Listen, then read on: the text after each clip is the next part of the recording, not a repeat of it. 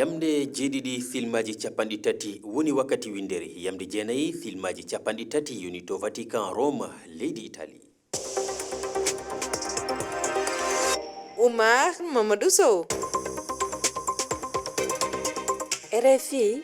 kabaru herido. Tedduɓe heeɗiɓe on paami gonɗen koye habaru heriɗo Pape Léon 14 e indi makko gongo Robert Francis Prévost o laatimo l'homme de Pape François kawruɗo e ladial ñande altini nogase goo lewru nayburu faltindu o gorko mo duuɓi capanɗe jeegom e jeenayyi woni Pape Amérique najo gadana e tarik gardigu sayankoɓe winderi Pape Léon 14 joɗima jondi Pape Jo te meddi ɗiɗo e capanɗe jeegom e jeeɗiɓijo ko goto e ɓadinoɓe o Pape François mbo lumti ganduɗo kadi keptinaɗo e diine o e nder ndeɗo yewtere herindi ma en dutto e heɗade konguɗi makko gadani caggal nde o suɓa e dental cardinal ɓe e nder balɗe ɗiɗi batu holi oɗo Pape keeso silsiloji e dewe dewe gurdam makko holno sumgo makko ngo jaɓɓora e nder windere nde toon to Amérique to o jeeya men jeeya kadi ga e Afrique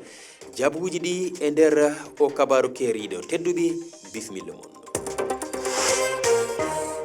tedduɓe heeɗiɓe RFI fulfulde daade duniyaru on calminama ina wayna andama laatima caggal balɗe ɗiɗi batu ɓe cardinal ɓi temedere capanɗe tato e tato komo ganduɗa ko Pape Léon 14 suɓa tawi ko inde makko gongo Robert Francis Prévost oɗo Amérique naajo laatima Pape Jo temedde ɗiɗi e capanɗe jeegom e jeetaɓijo mbo église catholique heeɓi e tarik muɗum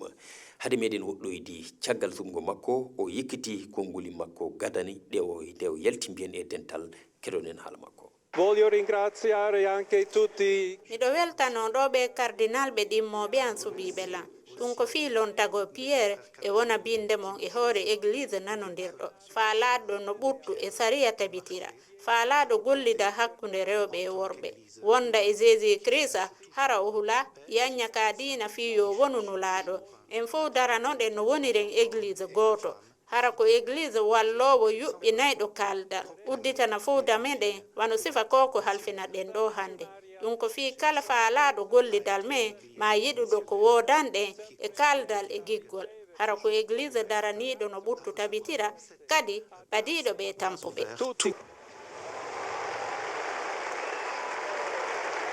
ɗum ba koyeɗen kelle cataɗe e weltare ngal dentallo yekkiti ɗiɗo kongi gadani no mbiɗen ni o suɓa tan ko caggal balɗe ɗiɗi nde e ɓe ganduɗa ko cardinal ɓi temedere capanɗe tato e tato ɓe denti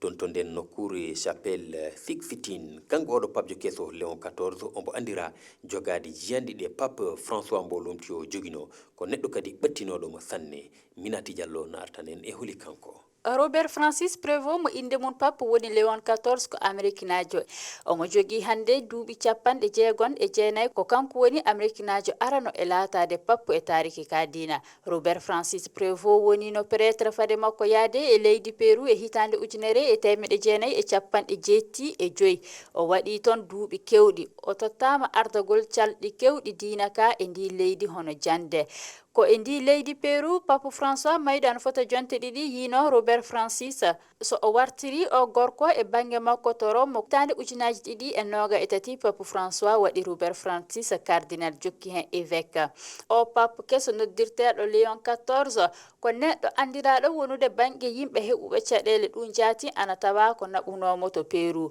o suɓama ardagol diina chrétien en saaha nde fitinaji goodi e aduna ndu